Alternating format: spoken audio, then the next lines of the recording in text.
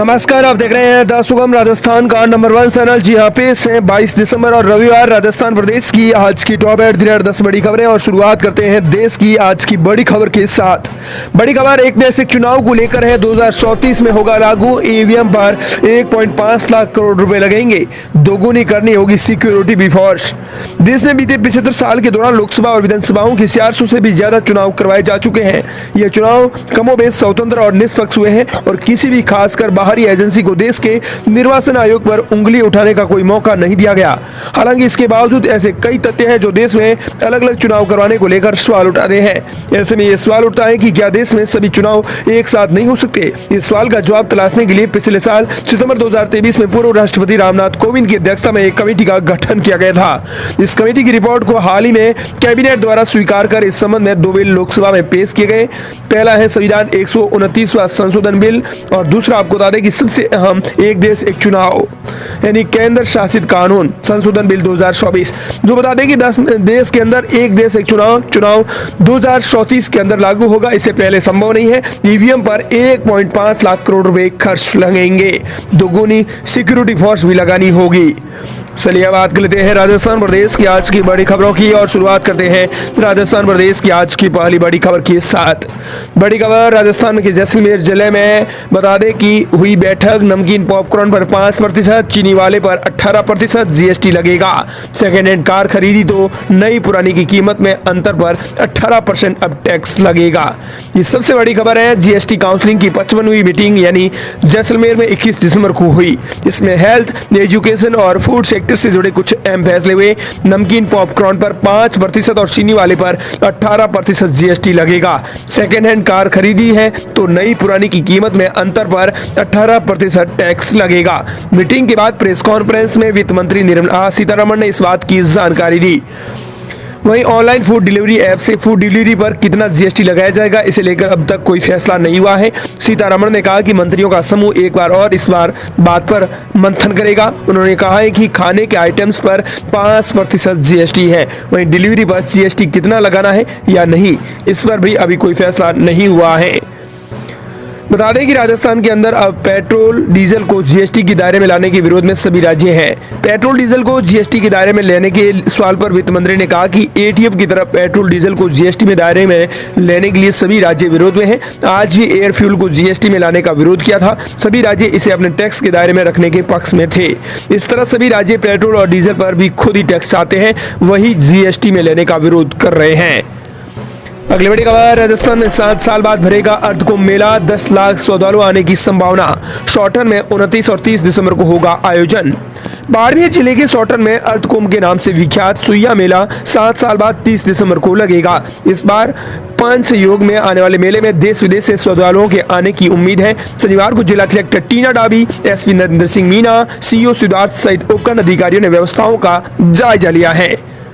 अगली बड़ी खबर, 31 दिसंबर तक सभी भू आवंटन प्रकरणों का करें निस्तारण। सीएम भजनलाल शर्मा ने कहा कोताही बर्दाश्त नहीं। मुख्यमंत्री भजनलाल शर्मा ने बजट घोषणाओं से संबंधित भू आवंटन के शेष प्रकरणों का त्वरित निष्पादन करने के निर्देश दिए हैं। सीएम भजनलाल शर्मा ने 31 दिसंबर 2024 तक की गई अवधि में प्रकरणों के भूमि चिन्हीकरण और चिन्हित भूमि के प्रस्ताव संबंधित विभाग को भिजवाने एवं भूमि आवंटन की प्रक्रिया को पूरा करने के निर्देश दिए हैं। श्री भजनलाल शर्मा ने कहा कि इन कार्यों में किसी भी स्तर पर कोताही बर्दाश्त नहीं की जाएगी। सीएम भजनलाल ने की समीक्षा बैठक। सीएम भजनलाल शर्मा ने शनिवार को मुख्यमंत्री निवास पर वीसी के माध्यम से जिला कलेक्टर्स के साथ आयोजित बैठक में लंबित भू आवंटन प्रकरणों की विस्तार समीक्षा कर रहे थे। उन्होंने बजट घोषणा की अनुपालना में sport college, roadways bus stand, GSS और ठोस कचरा प्रबंधन के लिए प्रोसेसिंग, औद्योगिक पार्क इत्यादि विकास कार्यों के लिए भू आवंटन के प्रकरणों को भी निस्तारण में तेजी लाने के निर्देश दिए हैं। अगली बड़ी खबर, प्रतापगढ़ की सुशीला मीणा की गेंदबाजी ने मचाई धूम, तेंदुलकर ने की तारीफ, अब दिया कुमारी ने फोन पर बात कर किया वादा। बता दें कि राजस्थान के प्रतापगढ़ जिले की 12 वर्षीय क्रिकेटर सुशीला मीणा का नाम आज हर जगह चर्चाओं के बाजार में है। बता दें कि राजस्थान की 12 साल की स्टूडेंट सुशीला मीना चर्चाओं में है। क्रिकेट के दिग्गज सचिन तेंदुलकर और जहीर खान जैसे नामी खिलाड़ी भी इनके फैन हो गए हैं। सचिन तेंदुलकर ने सरकारी स्कूल की ड्रेस में गेंदबाजी करती सुशीला का वीडियो शेयर किया है और एक्शन को जहीर खान जैसा बताया है। हालांकि अब सुशीला से सचिन तेंदुलकर के बारे में पूछा तो उनके बारे में जानकारी होने से मना कर दिया। साथ ही अगर सरकार मौका देगी तो आगे बढ़कर देश और माता पिता का नाम रोशन करूंगी। सचिन तेंदुलकर की पोस्ट के बाद अब राजस्थान की डिप्टी सीएम दिया कुमारी ने सुशीला मीना से वीडियो कॉल पर बात की और मिलने के लिए जयपुर भी बुलाया है। इधर खेल मंत्री राज्यवर्धन सिंह राठौर ने भी सुशीला के खेल की प्रशंसा की है। अगली बड़ी खबर, जयपुर एलपीजी टैंकर ब्लास्ट में अब तक 14 मौतें, हाईकोर्ट का पीड़ितों को उचित मुआवजा देने का आदेश। एनएसआई ने कहा पुलिस जेडीए की अनुमति से खोला कट। जयपुर में एलपीजी टैंकर ब्लास्ट के हादसे में शनिवार को 2 और मौत हुई है। हादसे में मरने वालों की संख्या अब 14 को पार कर गई है। शुक्रवार को जयपुर के अजमेर रोड पर हुए एक्सीडेंट में 5 लोग मौके पर ही जिंदा जल गए थे। वहीं 8 लोगों ने सोईमान सिंह हॉस्पिटल में इलाज के दौरान दम तोड़ा। एक मौत जयपुरिया हॉस्पिटल में हुई है। दिल्ली पब्लिक स्कूल के पास हुए एक्सीडेंट में झुलसे 27 लोग अब भी हॉस्पिटल में एडमिट है। इनमें से 7 वेंटिलेटर पर है। इस हादसे में 25 लोग 75% तक झुलसे हैं। सोईमान सिंह हॉस्पिटल पहुंचे 5 शवों की अब तक कोई पहचान तक नहीं हो सकी है। परिजनों ने शव की पहचान के लिए अपना डीएनए सैंपल दिया है, जिसे डॉक्टर ने फॉरेंसिक लैब भिजवाया है। बता दें कि अब जहां एलपीजी टैंकर फटा वहां अब भी यू टर्न ले रहे हैं ट्रक। दूर से कट नजर नहीं आता। एक्सपर्ट बोले चौड़ाई कम, रोड ब्लॉक कर देता है ट्रेलर। जयपुर में एलपीजी टैंकर ब्लास्ट के 24 घंटे के बाद ही हादसे वाली जगह हालात नहीं बदले हैं। ट्रक टैंकर अब भी उसी जगह खतरनाक तरीके से यू टर्न ले रहे हैं और गाड़ियों के टकराने का खतरा बना हुआ है। Reporter road safety expert doctor Prerna Arora के साथ मौके पर पहुंचे तो इसी समय ट्रक की टक्कर से टैंकर में ब्लास्ट हुआ था। एक्सपर्ट के साथ 35 मिनट तक मौके पर रहे। उन्होंने जो खामियां बताई वो चौंकाने वाली थी।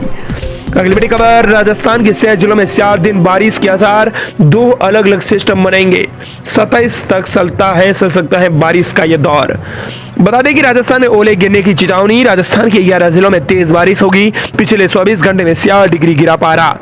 राज्य के मौसम में बड़ा बदलाव देखने को मिलेगा। वेस्टर्न डिस्टर्बेंस एक्टिव होने और उत्तरी हवा के कमजोर होने से रात के तापमान में बढ़ोतरी होगी। इससे लोगों को कड़ाके की सर्दी से राहत मिलनी शुरू हो जाएगी। उधर राजस्थान में शनिवार को शीतलहर और कोहरे से कई शहरों का तापमान भी गिर गया। सीकर, जयपुर, पिलानी, अजमेर के न्यूनतम तापमान में 4 डिग्री सेल्सियस तक की गिरावट हुई है। मौसम विशेषज्ञों के मुताबिक राज्य में सर्द हवा का प्रभाव कम होगा। सुबह शाम कड़ाके की सर्दी से लोगों को राहत मिलेगी। अगले एक सप्ताह में कई शहरों में रात के मिनिमम तापमान में बढ़ोतरी होगी। अधिकांश जगहों पर न्यूनतम तापमान 8 से 14 डिग्री सेल्सियस के बीच दर्ज हो सकता है।